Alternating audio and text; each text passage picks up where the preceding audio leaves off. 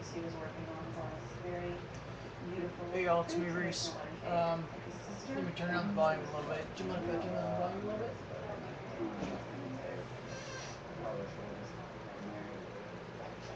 Alright. So, I apologize for not making an update within like the last week or so.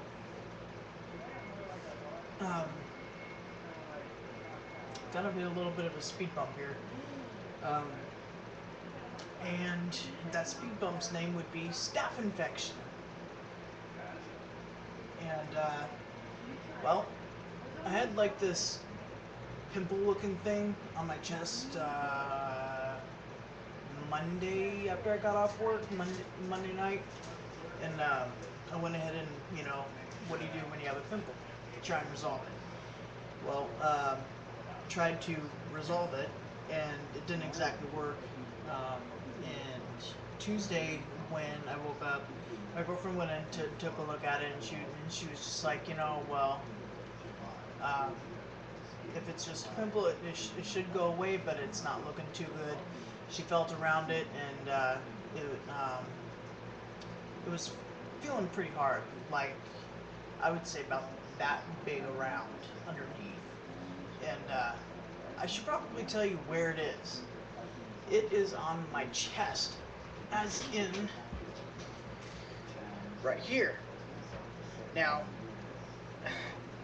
so I went in Tuesday, and where you see that little red mark or dot is because it's still draining. So I went in Tuesday, and they went ahead and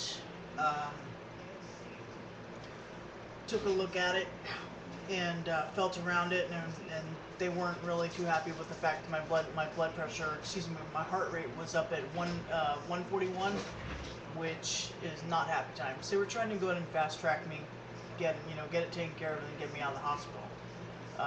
Ended up doing like about a 4-hour wait just to be able to see a doctor.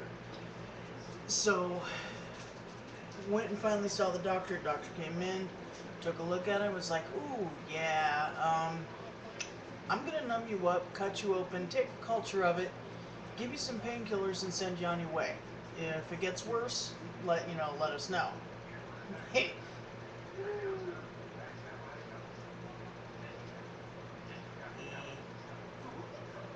Tickle.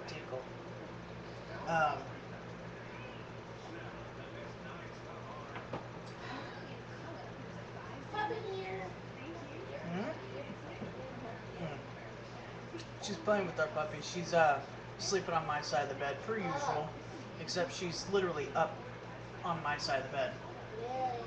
But so the doctor said, I'm gonna go ahead and numb up the top area, and then I'm gonna go ahead and take a scalpel, make an incision, try and drain what's there. He did an ultrasound first to go ahead and see how much of it underneath was actually there, and when he did the ultrasound, it didn't really show a whole hell of a lot underneath the surface. When he punctured it, some came out, but not a whole hell of a lot. And then Wednesday, today's Thursday, correct? Now it's Friday.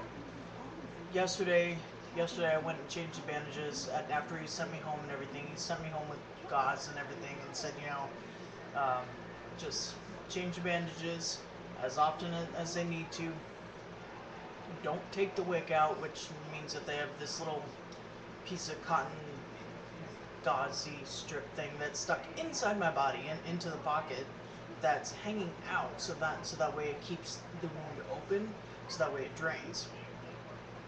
So I went and changed it this morning, and didn't apply any pressure whatsoever, and it just, think of a volcano erupting and hot lava pouring out. Yeah, that's pretty much the gist of it. As soon as I saw it, I was like, ooh, okay. I called over to and hollered in the hall and said, Jeff, we need to go back to the hospital, which is my girlfriend's mom's boyfriend. Try saying that 3 times fast. Um, and he's like, why? What happened? So I showed him what happened. He's like, oh, that doesn't look good. So we went over to the hospital. Had another, probably about an hour and a half wait. It didn't take very long. The nurse practitioner came in, took a look at me, and she saw just how bad it was. It was still oozing at the time, and she was like, yeah, okay, we're gonna go ahead and give you a couple other pain pills, give you a shot of Dilaudid. Gave me a shot of Dilaudid in my ass. Um, that burned. Um, so she went in and did that, and then went ahead, took the scalpel, and opened it up a little bit more, and then pressed. She tried actually taking um, tissue pliers, and go inside and pull out whatever she could physically. Could not take it. Could not take it. I'm sitting there gripping Jeff's hand, damn near broke his hand, poor thing. And he's got big old meaty hands, and I'm sitting there going, son of a bitch! And made the nurse practitioner kind of laugh because she wasn't expecting me to do that. Squeeze the hand she was expecting, but not, son of a bitch! Yeah. Um, and, but she started pressing down and got as much as she could out, and went ahead and repacked it, put more gauze on it, and went ahead and upped my antibiotic dosage, which is Dr. Lewis, the first doctor that saw me. He went in and wrote me a prescription for Bactrim, and initially he had me doing 1 pill 2 times a day. She decided to go ahead and up it to 2 pills 2 times a day for the next 5 days. So for a total of 7, that's what, 11 days? So yeah, the initial results from the culture came back that I have staph, that I have a staph infection.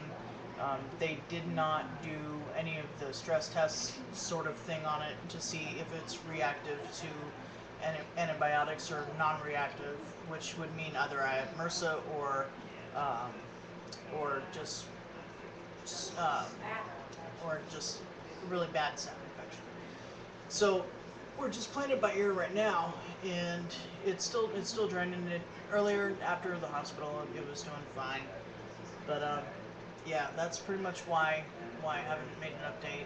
I'm gonna make another video right after this because I haven't exactly done a Packer or STB video yet, an actual one. I've done a little clip thing, but I'm gonna do one showing exactly what I actually have in use.